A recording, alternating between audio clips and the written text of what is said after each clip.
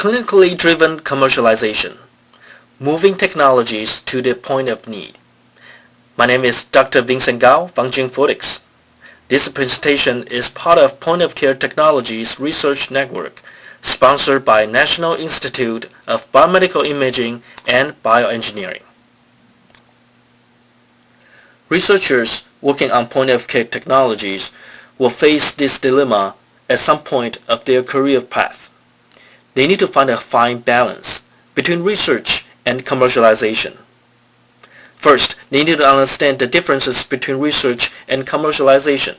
Research is the effort to search for knowledge and also any systematic investigation to establish facts. Commercialization, on the other hand, is the process to introduce new product into the market. Some people, they decide to stay on research only. Some people, they decide to switch to commercialization. And some other people, they decide to do both at the same time. At this time, then, it's very important to understand the conflict of interest. You cannot use the research funding toward any effort for your commercialization. And also, working in a corporation, you cannot use companies' resources to conduct your personal fundamental research.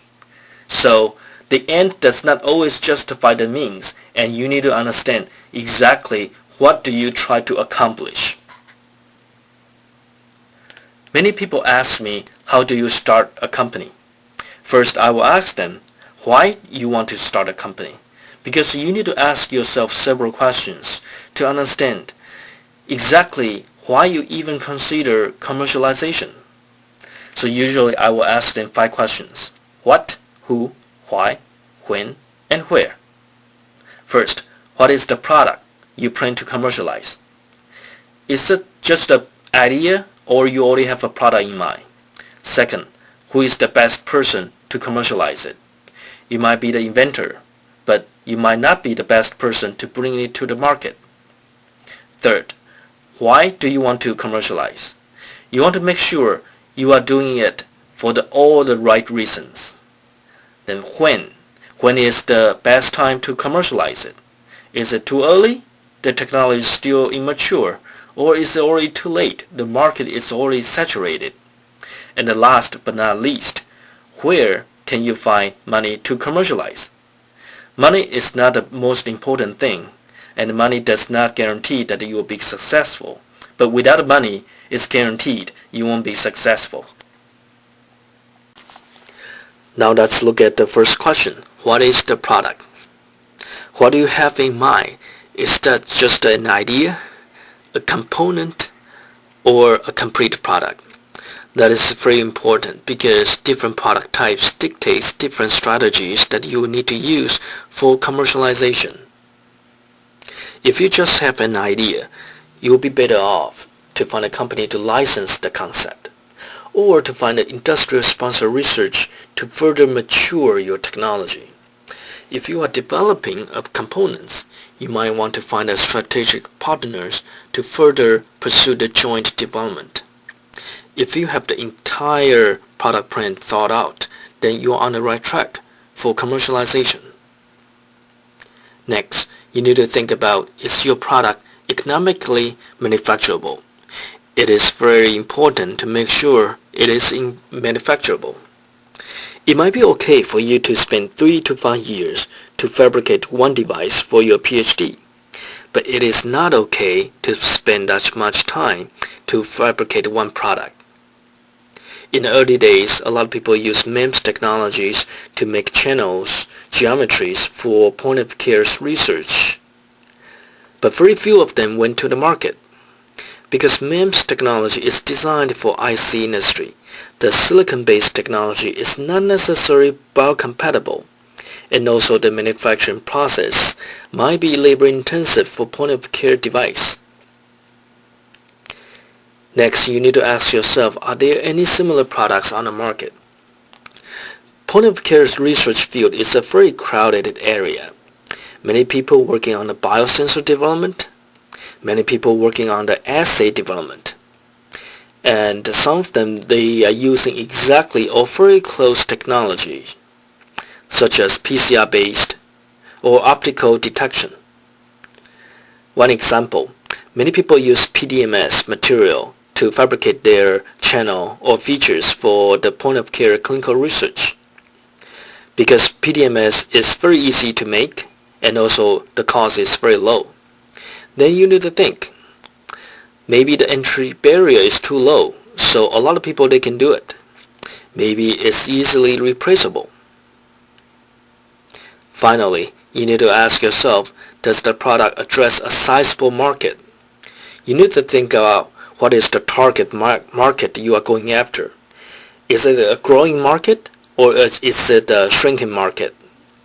Because that's very critical for you to attract enough business interest to start your own company. So now let's look at one example and see, do we have any idea how much effort does it take to make one product? This is an exploded view of Apple iPhone 4. You can see there are many different modules inside the phone. And within each module there are many different components. So exactly how many patents does it take to make an Apple iPhone? Well, it's more than 200 patents. And this does not include the patents that Apple needs to license from other companies. Now, let's take a closer look at one of the core patents out of the 200 going to the Apple iPhone. This Apple patent US 7479949, titled Touchscreen Device Methods and Graphical User Interface for Determining Comments by Applying Heuristics. If you use iPhone before, then you will notice that you use your finger on touchscreen to operate the phone instead of using a keypad. So this is a very important patent for Apple. But if you do a patent search, then you will find out there are 13 other patents directly related to the key features on iPhone. For example, this one owned by Autodesk, titled Methods and Apparatus for Proportional Auto-Scaling. Again, if you use iPhone before, you will know that you use your two fingers to zoom in or zoom out, and that's a proportional auto-scaling. In the neighborhood landscape, there are 224 patents that are related to other features or functions on iPhone. For example, this one owned by Sony, titled Data Processing Apparatus Having Simplified Icon Display. Again, this is what you will see on iPhone, but it does not belong to Apple. Remember, iPhone is still a cell phone, and the 4G technology they use is also a very crowded area. As of 2008, there were more than 18,000 patents granted, and also 16,000 pending applications. And the 4G technology is still based on the traditional telecommunication connectivity. And back then, there are more than 80,000 patents already granted for the cell phone technology. So you have to think, if you want to develop a new cell phone, there are so many different patents that out there that you need to be aware of. Now let's look at one example in the point-of-care technology field. Many of the point-of-care research development focus on biosensor development. So this slide give you one example is, once you have the sensor, but that's not the entire product, because usually sensor is the disposable parts that you will throw away after the detection. You still need the entire system to do the sample prep or signal processing. So if you look at the entire product, sensor actually is just only one small very component of your entire system. So once you develop a sensor, that does not mean that you have the complete product. Now let's look at the second question.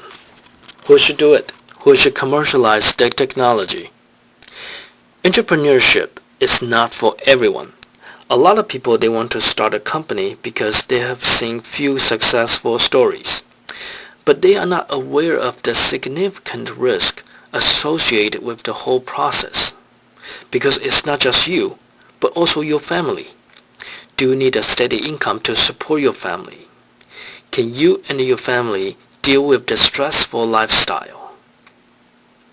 Also, you need to ask yourself, do you really have all the skill to bring the product to the market? Are you motivated?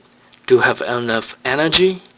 Do you really have the leadership and the complementary skills such as finance and the business development? Last, you really need to think about the worst case scenario. You need to give yourself quantitative milestones and timelines to make the go and no-go decision. For example, you give yourself 1 year to raise $1 million in order to fabricate one prototype. Or you give yourself 3 years to come up with the first product sales. Because without a quantitative milestones, then you won't know are you doing the right things or not. One common mistake made by entrepreneurs is that they underestimate the complexity and difficulties to commercialize a technology. Here is a flowchart of all the key steps that you need to do before you launch a product into the market. You start with the invention or discovery. Then you need to go through this process. That's assuming everything goes very smoothly, but usually that's not the case. At some points, you might need to go back a few steps, and sometimes you might need to go back to where you started, and this is not uncommon. So that's why you need to make sure you have a sufficient funding and also enough expertise to go through the process.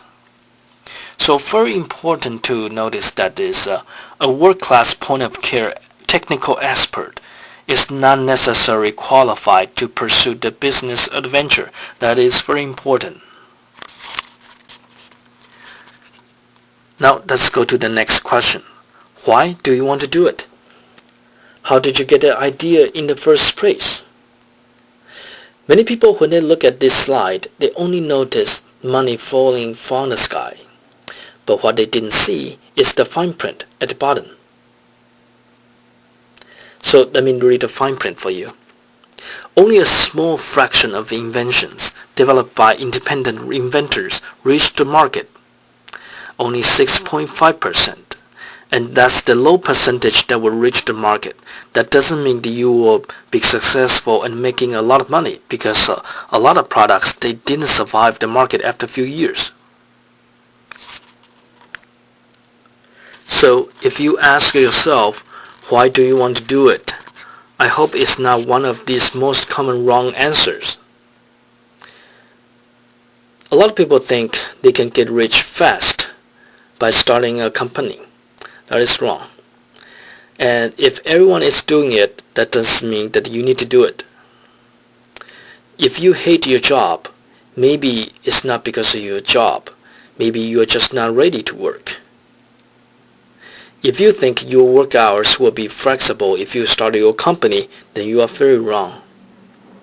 And it's a very bad idea to start a company just because you need a job. And also, a lot of people will say, it's in the genes. My family has been doing this forever. But that doesn't mean that you are qualified to do it. Is it a good reason because I have money, so that's why I want to start a company? Definitely it will make it easier, but that doesn't mean you will enjoy the process. A lot of people just look at some successful stories like Facebook. If they think Facebook can make money, then their ideas can make money too. That is wrong, because that is one of very few successful stories, and they haven't seen other very good technology or very good ideas didn't make it. If you think you're working on a very hottest topic right now, so that's why you need to start a company, then you need to think again, because that means many other people, they are also working on exactly the same thing. And maybe it's too late for you to get in. And again, very important to know the differences between research and commercialization. If you are a great surgeon or great professor, that does not mean you will be a great CEO. And you publish many papers, does not mean that you can start a very successful company. If you already identified a product that you want to commercialize, and you think you are the best person to bring it all the way to the market, and you have all the right reasons to do it, then the next question is, when is the best time to do it? If you do it too early, then the technology is not mature enough to attract the investment. If it's too late, then you already missed the business opportunities. So here is a standard process how the technology development is funded at the different stages. Usually in the very early stage, it's really difficult to get the private investment to fund the feasibility research and also the research development. That's where the government comes in, because later on they can get the tax income from the commercialization process. You want to get as much funding as possible during the phase 1 and phase 2 so you can mature your technology to be ready for the product development funded by the private investors. It is very important to do a critical analysis on the maturity of the technology. Let's look at this one example. If you are doing cell manipulation in a microfluidics channel, a lot of people will call it lab on the chip, and they publish a paper, they get very good result. That's great. But if you look at the entire experimental setup, it's more like a chip in a lab. So if you look at this, do you think it's mature enough to become a product? There's a big gap between the proof of concept and the commercialization opportunities. For this kind of a setup, for lab on the chip, it's just a proof of concept. It's nowhere near the stage that you want to commercialize it. Last and the most important question you need to ask is where to find the money, without asking your family and friends. There's nothing wrong taking money from your family and friends, but if that's the only source that you can get the funding from, then you need to rethink again. Is this idea competitive enough? How come I cannot get money from anyone else? The first thing you need to decide is how much do you need to reach a critical milestone. And then you need to times 1.5 or 2, because you always will underestimate how much money would it take and how long would it take. And also remember, the fundraising process might take 6 to 12 months. You might not get all the money at once. Once you know how much money you need, then you will decide will you go after the angel investor or the venture capitals. If it's less than 1 million, you will be better off to ask funding from angel investors. Some VCs, they do invest on projects at the range of the couple $1,000,000. And then once you identify which investors that you want to go after, then you need to prepare yourself to convince them why they want to put the money on your company. So the very important thing is you want to make sure you can convince them that how can you make them rich? How can you make money based on the investments that they put down? Then you are ready to go out to seek for funding. To convince someone to invest on your company, basically you are trying to convince them that's the risk they can take. That's why there are different stages of the funding source. Because there are different kinds of investors, they take different level of the risk. At a very early stage, there are very little or zero revenue. There's also a lot of the R&D risk. The concept might not work at all. So at that point, you can only get a small amount of the investment, of the seed money. Usually it's from private investors. You can also get it from the government, such as SBIR and STTR grants. And once you establish something, you already have the prototype and you establish the manufacturing process. Once you have your first customer, then you can attract the early stage investors. Some venture capital, they do that. Most of the private investors. And also you can also consider SBA loans. And after you reach certain point that you lower the marketing risk and the management risk, then you can go after a much bigger fundraising events to get funding from venture capital or just to consider IPO. So it's very important to consider where you are at this process. You need to consider both risk and also the revenue you are generating. Then you will decide what kind of the funding source you will go after. Commercialization is not an easy task, but it definitely is a very rewarding process. You will learn a lot throughout the entire procedure. And you will also gain knowledge in different areas such as legal, business, finance, marketing, and also product development. So I wish you all the best and wish you a very fruitful outcome for either your product development or your fundamental research. Thank you.